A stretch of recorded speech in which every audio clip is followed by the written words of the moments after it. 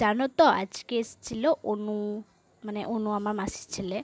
তো অনু, তনু আর এসেছিল মানে তিনটে ভাই বোন। তো ওরা এসেছিলো হঠাৎ করেই, যদিও বিকেলবেলায় হঠাৎ করে ওরা রামপুরহাটে এসেছিলো বেড়াতে। তো আমাদের বাড়িটা এসেছিলো কারণ এই ব্রিজ নদী দেখতে পাচ্ছ, এটা হচ্ছে আমাদের বাড়ির পাশে নদী, ব্রাহ্মণী নদী, আর এটা হচ্ছে বৈধরা ব্যারেজ। তো তাই দেখতে এসেছিলো সবাই মিলে। তো প্রথমে তো আমাদের বাড়ি এসেছিলো, বাড়ি এসে জাস্ট মানে আধ ঘন্টা মতো ছিল। থাকার পরে মানে একটু খাওয়া দাওয়া করে তারপরে আমি যেতাম না যদিও, কিন্তু আমাকে অনুজোর করলো যে চল ঘুরে আসি একটু। তো আমি, পিকু, তারপরে দাদা, আমরা আর ওরা সবাই মিলে গেলাম ঘুরতে। দেখতে পাচ্ছ এটা হচ্ছে ব্রিজ। তো আমরা এখানে গিয়েছিলাম ঘুরতে। এই ব্রিজটা আমি তোমাদেরকে আগে হয়তো দেখাইনি, যাই হোক আজকে দেখালাম যেহেতু সুযোগ হলো, কারণ আমি একাই তো সেরকম বাইরে বেরোই না, ঘুরতে বেরোই না। আমি আমার কাজে যতটুকু বেরোনোর দরকার আমি ততটুকুই বেরোই, সেটা তো সবসময় একাই করতে হয়। তো যতটুকু দরকার ততটুকুই করি। আর ঘুরতে বেরিয়েছিলাম আজকে তো ওদের সঙ্গে, তারপরে গেলাম, পিকুও গেছিলো। তো দেখো পিকু এখন মামার সঙ্গে ফটো শ্যুট করছে, ফটো তুলছে। কিন্তু কি বলতো, মানে ওদেরকে না প্রথমে হঠাৎ করে দেখে পিকু একটু মানে ভয় পেয়ে গিয়েছিল। মানে অনু প্রথমে ওকে বাড়ি ঢোকার আগে কোলে নিয়ে নিয়েছিল, আর তখনই ও কান্না শুরু করে দিয়েছিল, কারণ ও ভয় পেয়ে গিয়েছিল চরম।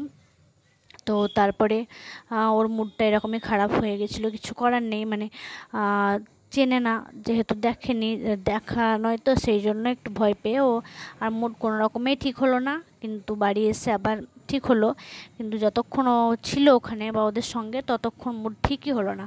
তো ওকে অনেক চেষ্টা করলাম হাসানোর, কিন্তু কোনোভাবে হলো না। তো দেখতে পাচ্ছ এই নদীটা এখন শুকনো, পুরোটাই শুকনো, কিন্তু এই দিকটা শুকনো।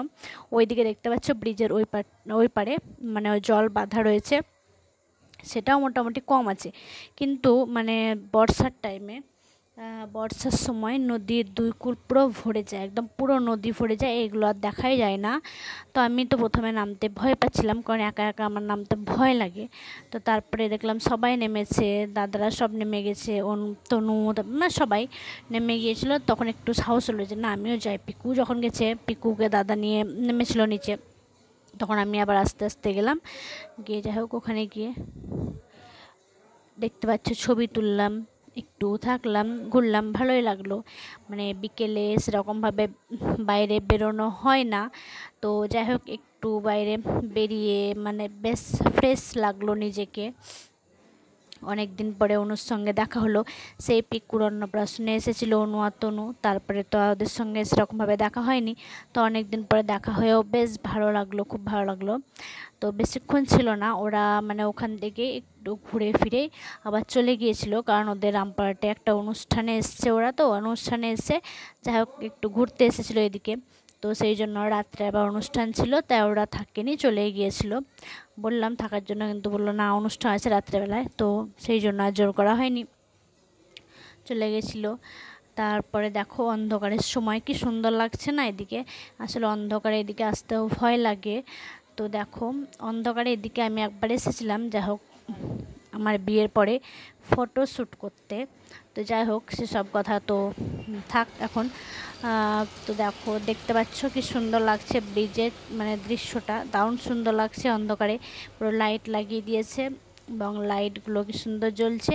তো আমাদের ব্রিজ, আমাদের সবটা দেখে তোমাদের কেমন লাগলো জানিও।